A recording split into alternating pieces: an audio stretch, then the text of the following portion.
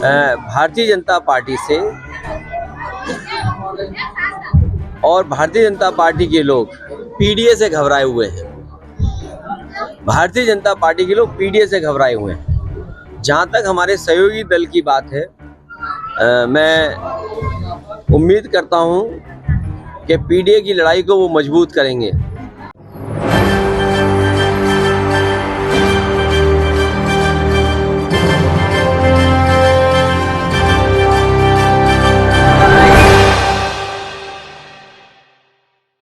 इस्तीफा दिया है, उनका आरोप है कि आपके ही पार्टी के कुछ कार्यकर्ताओं से हाथ उठा। देखिए, ये जो सवाल आप पूछ रहे हैं, इस पे पार्टी के अंदर बातचीत हो जाएगी और उसका समाधान भी निकल जाएगा।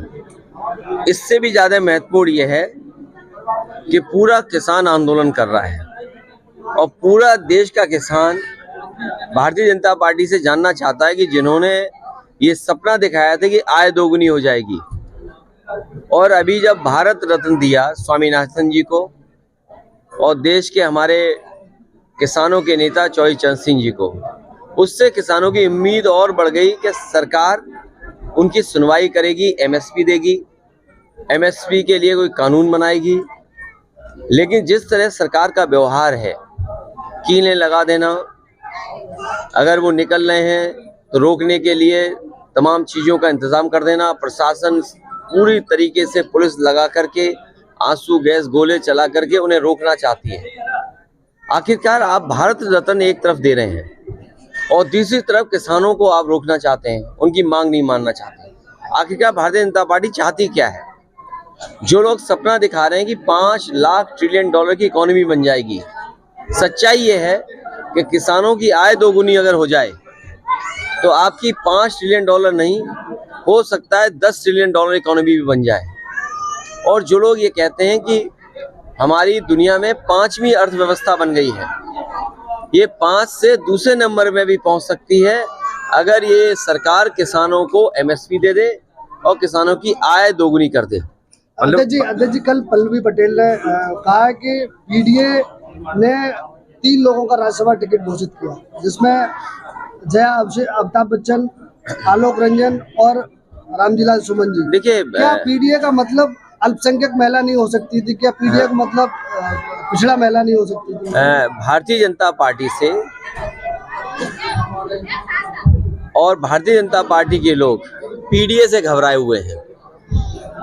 भारतीय जनता पार्टी के लोग पीडीए से घबराए हुए हैं। जहाँ तक हमारे सहयोगी दल की बात है, मैं उम्मीद करता हूँ कि पीडीए की लड़ाई को वो मजबूत करेंगे। और जहाँ तक पार्टी के निर्णय का सवाल है, आने वाले समय में तमाम सीटें आ रही हैं। अभी तो एमएलसी आना है, फिर राज्यसभा आना है, फिर एमएलसी आना है। तो ये पीडीए की लड़ाई कहाँ कमजोर हो रही है? लेकिन पल्लवी पटेल ने तो आपको पीडीए का वोट नहीं करेंगे। देखिए, पीडीए का साथ आना, पीडीए के साथ सबको एक साथ लग जाना, ये बड़ी लड़ाई है और ये बड़ी लड़ाई कोई आसानी से नहीं जीती जा सकती है। बड़ी लड़ाई में बहुत लोगों का साथ चाहिए होगा। पल्लवी पटेल कह रही हैं कि स्वामी प्रसाद मौर्य लगातार मेरे संपर्क में है। अरे कौन मायने निकाला जाए? अरे मैं तुम क्यों ऐसी बात कर रहे हो? अगला भारत रत्न किसी चैनल को भी मिलेगा। जी, मैनपुरी में लगातार अभी कुछ दिनों से सांड के हमलों में 5 किसानों की मौत हुई। मैं अपने पत्रकार साथियों से कहूंगा, अगर अब वो बजट पढ़ेंगे तो इन सरकार ने मुख्यमंत्री योजना चलाई है जिसमें रखवाली करना चाहते हैं किसानों के खेतों की। मुख्यमंत्री खेत सुरक्षा योजना, अगर कोई इसको अनकोड करे, मुख्यमंत्री खेत सुरक्षा यही है कि सांडों से सुरक्षा करना, तो 50 करोड़ में सांड से कैसे सुरक्षा हो जाएगी? और फिर पूरे उत्तर प्रदेश में कोई दिन नहीं जाता है जिस दिन इन जानवरों की वजह से किसी की जान न जा रही हो। ये सवाल कई बार विधानसभा में उठाए, लेकिन सरकार इस समस्या का समाधान नहीं ढूंढ रही है। और तब नहीं ढूंढ रही जब देश के प्रधानमंत्री जी ने कहा था कि 15 दिन के अंदर छुट्टा जानवरों की समस्या का समाधान हो जाएगा। आप लोकसभा चुनाव कहाँ से लड़ने वाले हैं? आप कहाँ से लड़ने वाले हैं? बहुत जल्दी और सूची भी आ जाएगी आपके सामने। इस बार- आजमगढ़ की चर्चा इस बार बड़ा जोरों पे। रायबरेली से सोनिया गांधी ने लड़ने से मना कर दिया है। तो ये पार्टी की उनकी अपना फैसला है, हमारी पार्टी का अपना फैसला नहीं, होगा। कांग्रेस का एक मजबूत गढ़ माना जाता है रायबरेली और अमेठी, लेकिन अब नहीं, मजबूत गढ़ तो नहीं है।